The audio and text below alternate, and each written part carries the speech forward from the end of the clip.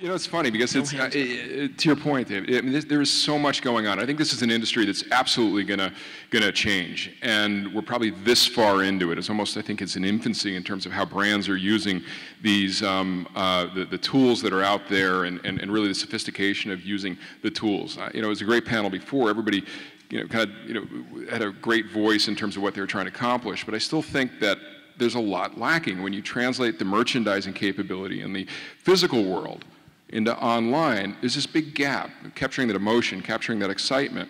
And, you know, Charlie, one of the companies that I think you were involved with, at least first round, was that is the best at this by far, is ModCloth, which, you know, is a great example of targeted, you know, I mean, I think the future of commerce is about focus, is about understanding your customer, and having that conversation, engagement with your customer, not trying to touch them everywhere, but touching them how they want to be taught. And ModCloth is really just one of the most incredible stories out there. No, absolutely. ModCloth, which first round led actually before I got there, was born out of a college dorm room, actually. And it's interesting to see the company's progression over time. And I think the compelling thing that I notice in the successful companies in the fashion space is that you have a really passionate entrepreneur behind whether it's the particular style or the angle, or somebody who's really out there who's found something unique and different, noticeable, because there is so much out there in terms of shopping choices and in terms of brands to be able to keep track of. So you really need to come up with something new and different. But at the same time, it's still a business. And people ask me a lot of times with my new fund, what types of areas am I focused on? And I really don't have a particular vertical, because I find that most of the companies in sort of the first 6 to 12 months of their lives face the same types of issues and problems, right? So it's still showing, you know, it's not as if ModCloth raised the money that they raised in their seed round because first round was looking for a fashion-related business. They raised that money because they had one of those up and to the right charts, because they had really passionate customers, because they came up with a model that was really, really targeted to their audience. So a lot of times people come and pitch me, and they talk about the fashion, and I'm like, look at me, I'm not the right guy. Tell me about the business. Right? Chantel's pitch from Chloe and Isabel told me about how there are companies in her space who had built businesses that were hundreds of millions of dollars in revenue that still had lots of problems that she was the right person to solve. That's what the type of thing that got me interested in it as an investor, and I think it's where most of us are sort of looking, that, you know, it's an interesting space, but you still need to build a real business. Well, I think an interesting aspect right now is the dynamic that's taking place in this space, in the sense that if you look at kind of the fashion tech opportunities that existed maybe 18 to 24 months ago, they're largely driven by technologists. And what's happening now and today is that you're seeing up the joining of the forces between those with the traditional operational expertise joining together with the technologist to bring a real solution to the marketplace. And I think that's, you know, we're just really gaining momentum behind that. And as Lauren said, there's so many areas that haven't even been scratched the surface. I think we're coming into, it's been a very exciting time in the industry, but I think even more is to come. Yeah, I see it that way too. You know, you realize after talking to a bunch of people who really know the space and come out of the space that there are a lot of problems that need to be solved here, and it's one of the big markets in the world, clothing. And, you know, I met Mandy and Megan from the run-through, and they were telling me that, you know, this analog thing where people are in high heels are running across town in cabs, taking these old-school lookbooks to the other side of town or flying to Paris to show someone a picture. They created a digital version of that.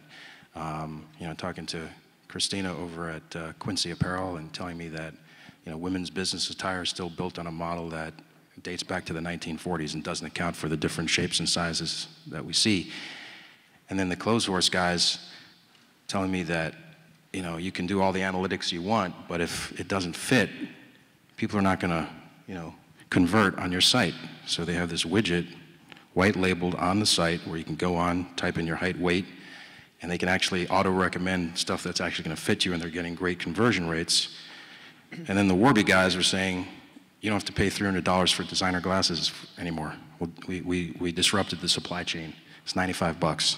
So these are all real problems, real world problems, and that's why I see it the way Charlie does. It's like, you know, you don't need to know a lot about fashion to see the massive opportunity here of people who really know the space, who've lived through the problems, and when we see people like that that are driven, that want to change it, as investors, we're super interested.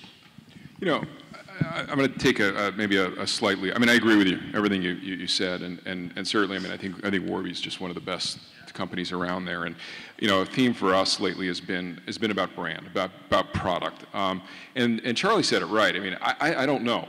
I don't know if something's going to be great for your customer. One of our best companies is a company by the name of Lolly Wally Doodle. If you want to see something, yeah, they make little girl dresses. I don't have little girls. I don't understand the segment, but I do understand a company that is growing like this. And I also see a way that's using Facebook, and probably the most innovative and productive way that's out there. So I'm a big believer, though, when it comes down, it's more than just somebody who uses Facebook. It's somebody who's built a brand and has a very specific conversation with the customers, very focused on a market. And I think a lot of people tend to dismiss markets, you know, okay, little girl dresses, you know, for primarily Southeast United States kind of Christian-oriented sort of family values type people. That's, by the way, that's not me, that's not my political view or anything else. But as such a great entrepreneur, and on a global basis, there are people who fit that mold. That company's growing 20 to 30% a month. We can't make it fast enough. I mean, these are the kind of companies and the innovation that you have. I think a lot of things that I've seen as an investor are, I'm a big disbeliever in anything about price and about just it's a race to the bottom.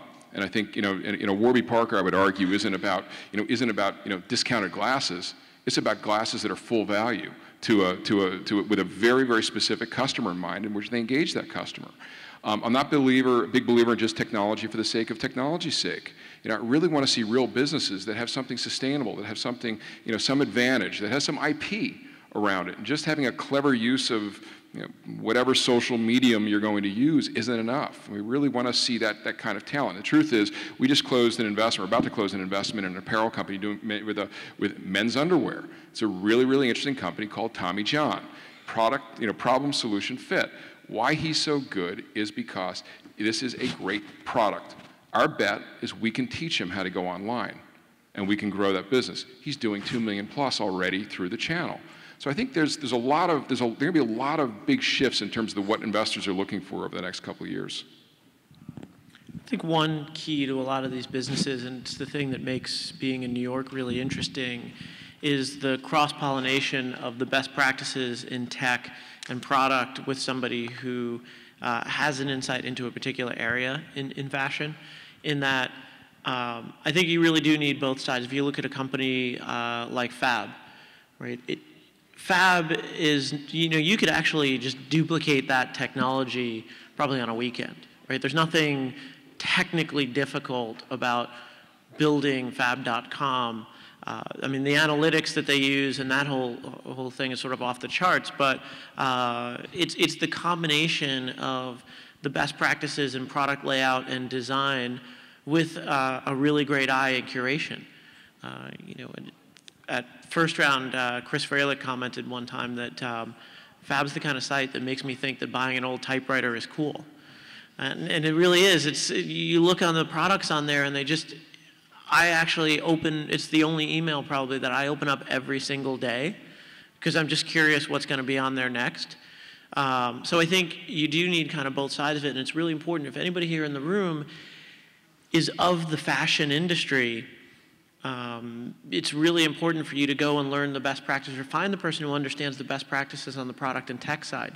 Not just go find a developer who's just going to code something up for you, but really who understands how to build really great product experiences. And on the other side, there are lots of instances where you could take a model that's being used technically somewhere else and apply it to the industry, but that doesn't necessarily mean you're going to have the relationships with brands, the relationships with the right customers, and really that understanding that makes these sites really interesting. So I think cross-pollinating communities the fashion community, the tech community, the product and design community is really key to a lot of these things.